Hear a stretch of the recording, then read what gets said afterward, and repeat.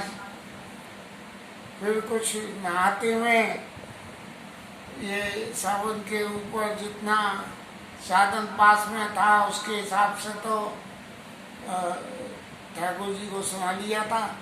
फिर चित्त में आया कि आज रामायण के ऊपर में बैठ के रामायण के ऊपर में सावन मास के बारे में कोई ठाकुर जी को फिर बताएं कि महाराज आपने किष्किंधा कांड में क्या लीला में कहा था, लक्ष्मण जी को समझाते हुए उस प्रसंग को समझ में ये बात आती है कि सावन और भादों का महीना, ये 2 महीने जीवन को परिवर्तन करने के लिए बहुत ही गुणकारी हैं या बहुत ही हितकारी हैं।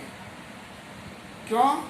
कि सावन और भादों के महीने ऐसे होते हैं कि इन सावन और भादों के महीने में व्यक्ति को, घर गृहस्थी में लिप्त व्यक्ति को कार व्यापार के टर्नओवर से कुछ न कुछ थोड़ी मुक्ति हो ही जाती है, कुछ चीज़ों को छोड़ के, जिनका सीधा बरसात से कनेक्शन हो उनकी बात छोड़ के।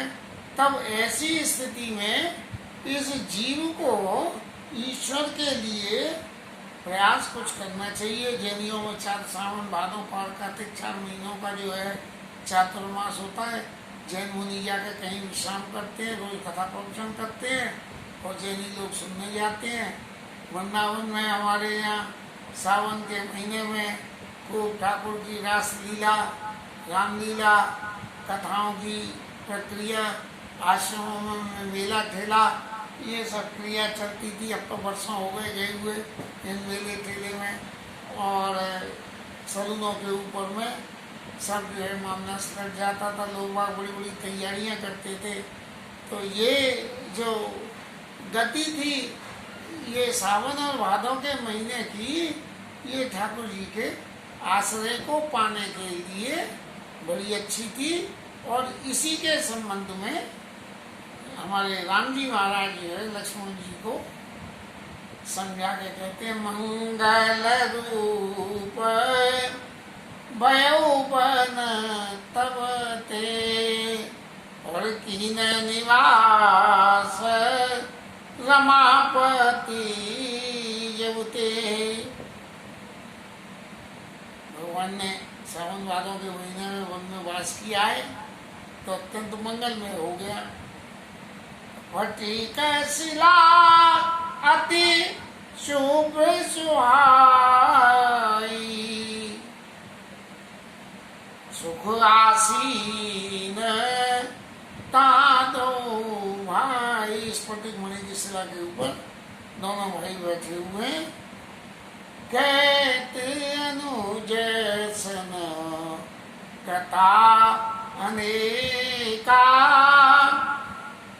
भगति विरति न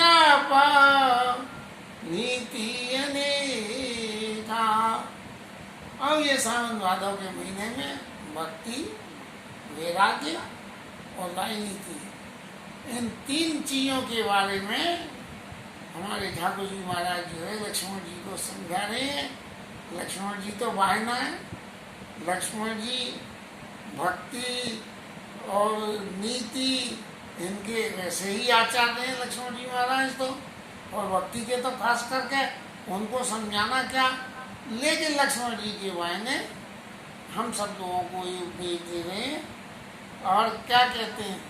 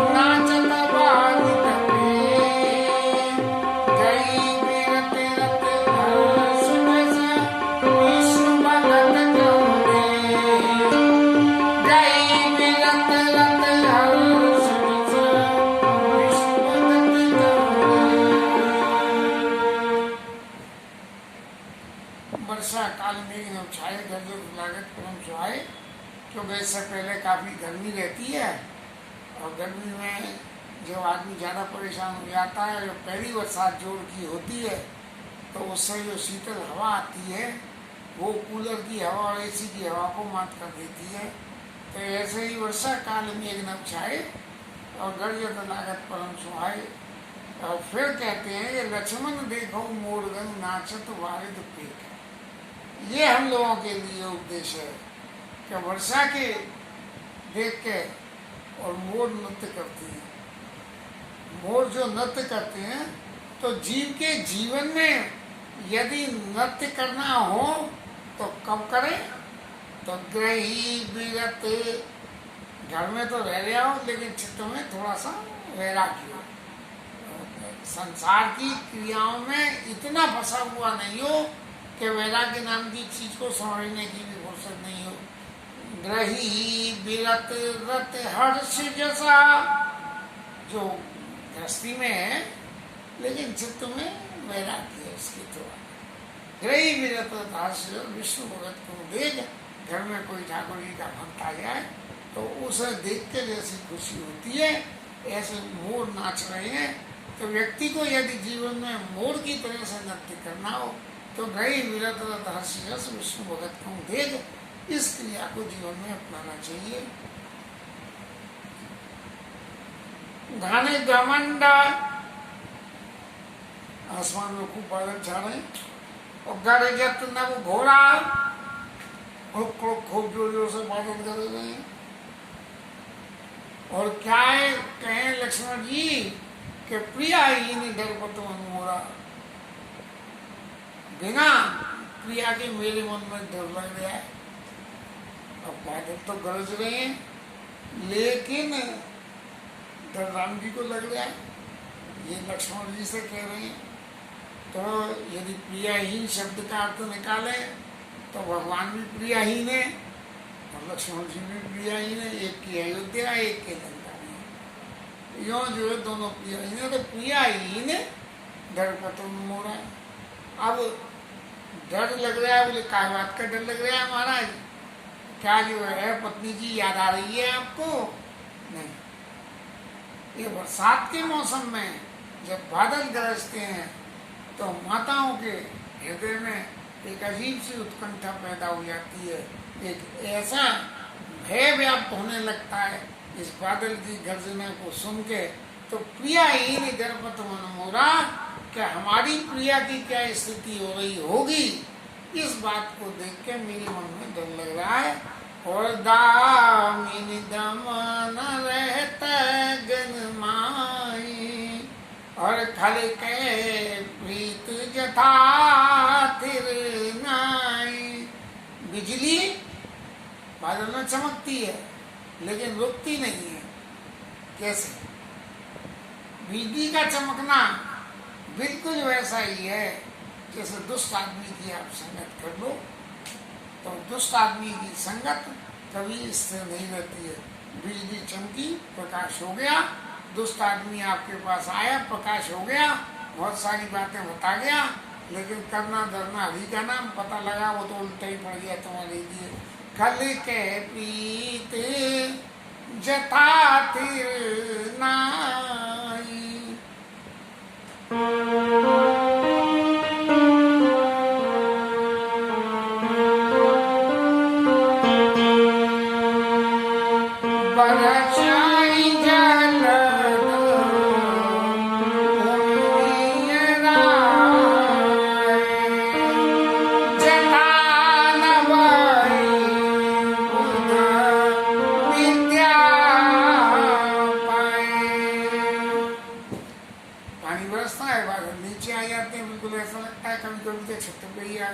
तो नीचे आके पानी बरस रहे हैं, कैसा लग रहा है कि जथा न वही बुद्ध विद्या पाए।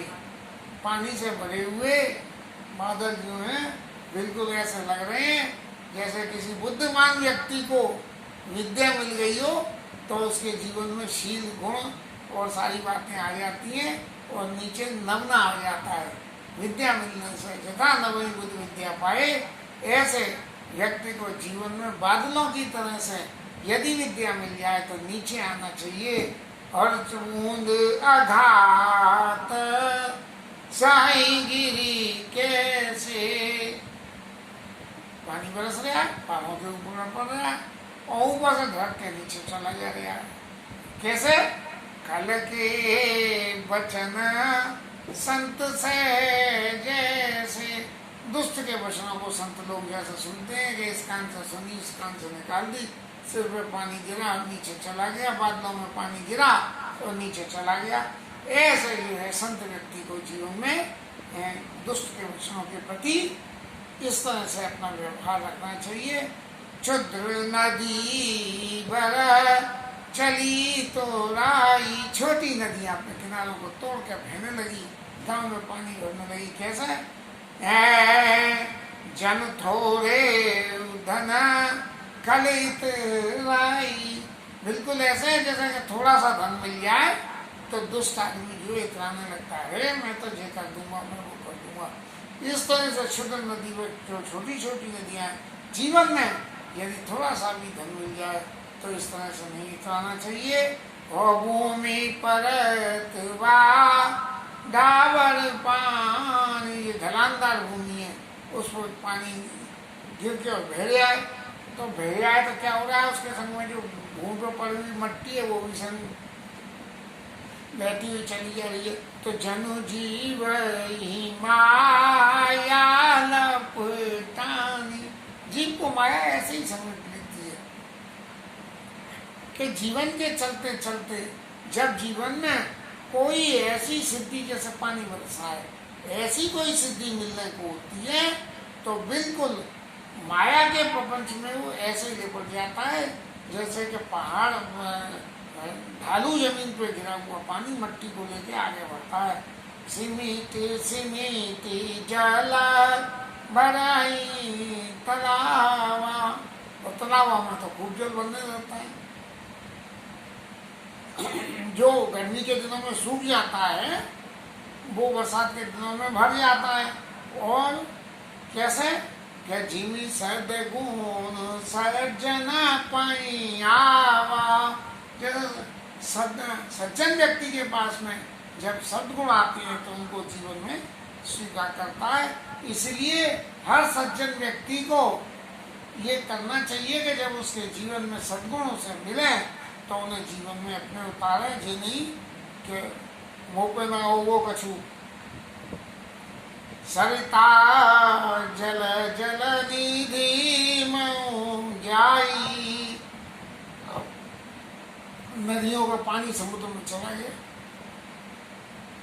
बहता हुआ तो कैसा हुआ? होई अचल जीवी जीव हरि पाई, जैसे भगवान को प्राप्त करने के बाद ये जीव स्थिर होकर बैठ जाता है। स्थिर गति का मतलब भगवान को प्राप्त करना है। भगवान को प्राप्त करने का मतलब पहले गति को स्थिर करो। गति स्थिर कैसे होगी?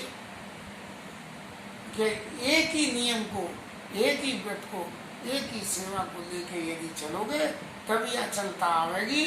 जैसे नदी का जल समुद्र में चला जाता है फिर उसके बाद वो कहीं नहीं जाता, ऐसे ही जीवन में यह हो ही अचल जीव जीव पाई भगवान को प्राप्त करने के लिए इसी तरह से समुद्र में पानी मिलने की समान अचल होना पड़ेगा। हरित भूमि तन संकुला समुझ परई नहीं पंथ, जिमि पाखंड बादते लुप्त होई सद ग्रंथ। अब सब जगह धरती में जहाँ कभी घास नहीं उगती है वहाँ भी उग जाती है। यहाँ तक कि जो पैरों से चलने की पगडंडी होती है उसमें भी घास उग जाती है। तो इस तरह चारों तरफ जब घास ही घास उग आई तो वो रास्ता ही नहीं दिखती है कि जाने की रास्ता। पक्की सड़कें तो दिखती है लेकिन कच्ची रास्ता तो जहाँ घास नहीं है इसका मतलब यही रास्ता है। और जिमि पाखंड बादते लुप्त होई सदग्रंथ, अच्छी बातें अच्छे ग्रंथ पाखंडवाद से लुप्त हो जाते हैं। कैसे? कि पाखंडवाद क्या है? जो चीज़ नहीं है उसको हम सामने वाले को ये समझा रहे कि ये चीज़ है सही है। तो जो असल में है वो नहीं समझ पाता। और जब वो नहीं समझ पाता है तो जो असल में है उस बात को अपने आप को छुपाना पड़ता है, क्योंकि जब तक पाखंड से वो धोखा नहीं खाएगा तब तक सही चीज़ उसकी समझ में नहीं आएगी। जीवन में जब तक भूल नहीं होगी तब तक किसी काम को सही तरीके से करने की कंफर्मेशन नहीं होती है। यदि आप काम करें और काम करते करते कोई भूल हो जाए उसके बाद में फिर दोबारा करें, ये नहीं छोड़ दें, तो जो काम में शुद्धि आएगी वो जो है होई अचल जीवी जीवी हरि पाए को समझ पड़े नहीं बन झूठा खंड बाधते लुप्त होई सदगंत छुप जाते। ऐसे ही है जीवन में भूल होने के बाद में, और जब हम दोबारा कुछ करते हैं तो जो सिद्धि मिलती है वो बिल्कुल ऐसी होती है कि जैसे पहले पाखंडवाद आ गया तो भूल हो गई और पाखंड खत्म हो गया तो सिद्धि मिलती। दादुर धुनि चौ दिशा सुहाई,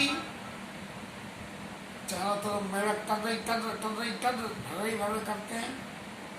वेद पढ़ई जन भट हो समुदायी, जो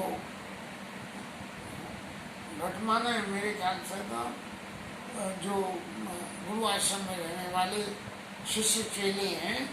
वेद पढ़ई जिमी भट समुदाय, जैसे वेदों का उच्चारण कर रहे हो, बटू लोग जब कभी भी आपस में सामने मिले तो ग्रुप में आए तो उनको वेद पाठ करना चाहिए। नव पल्लव भय बिठक अनेका, पेड़ों पर निरे नए पत्ते हो गया ये। साधक मन जस मिले विवेका, यदि साधना कर रहे हो तो जैसे आपको विवेक मिले तो वो विवेक बिल्कुल ऐसा ही होता है कि जैसे वर्षा ऋतु में पत्ते उग जाते हैं।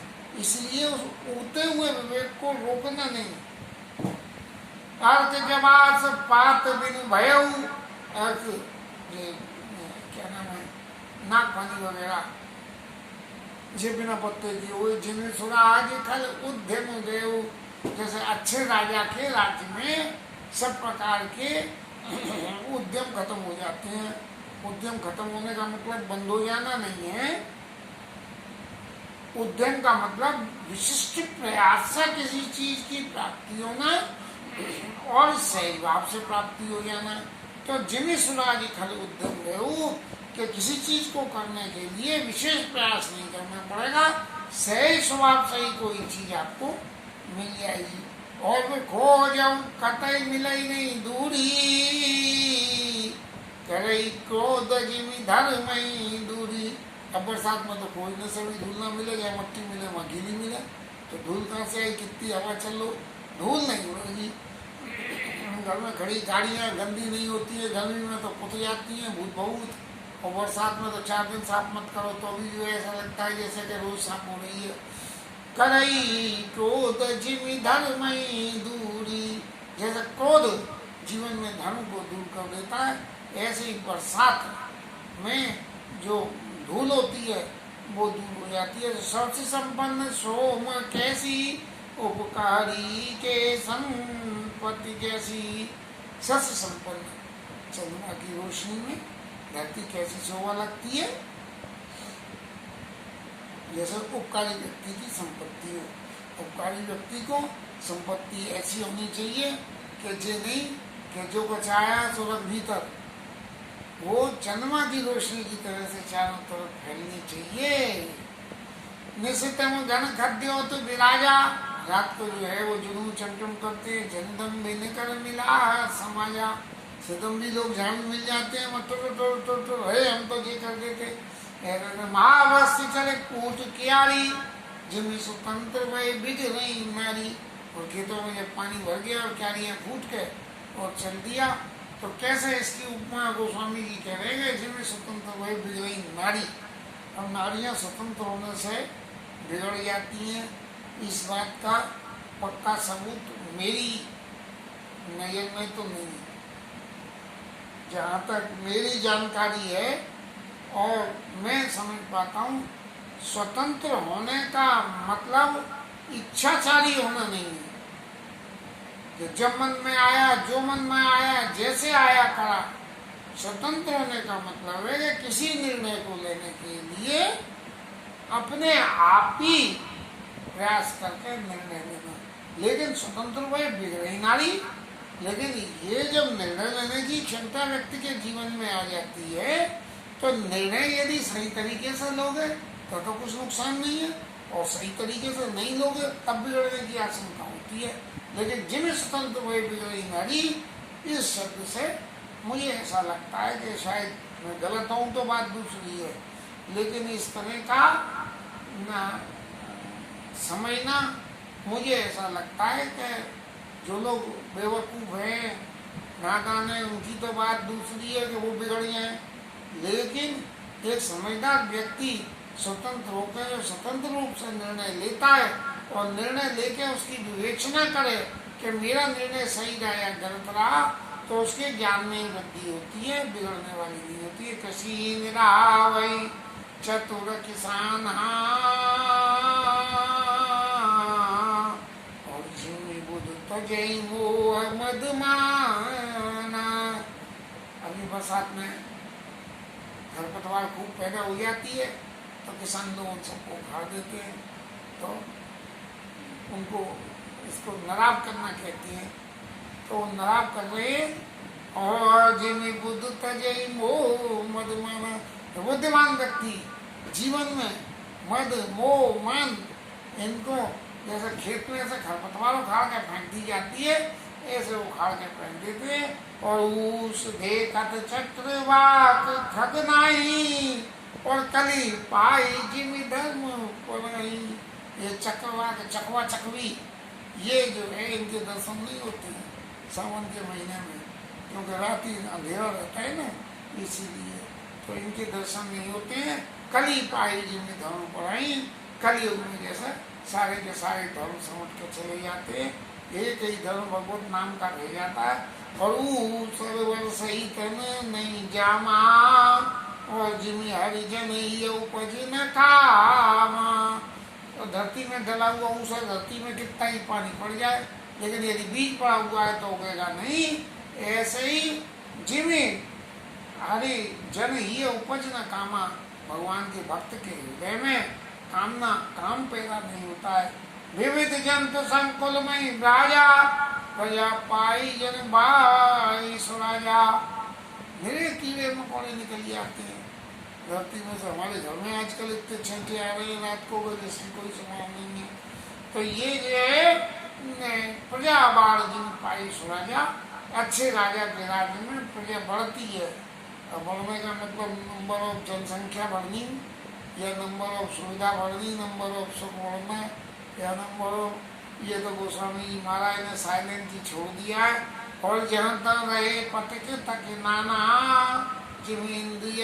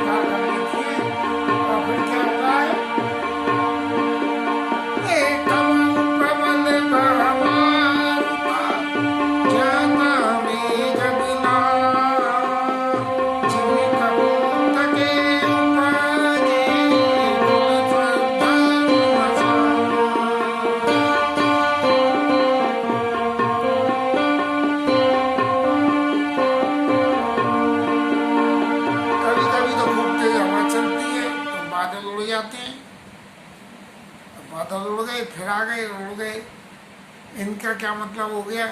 इनके मतलब ये हो गया कि बरसात ऋतु में जैसे बादल उड़ते जाते हैं, ऐसे ही ये यदि कुल में कोई कपूत पैदा हो जाए तो कुल के जो गुण होते हैं वो खत्म हो जाते हैं।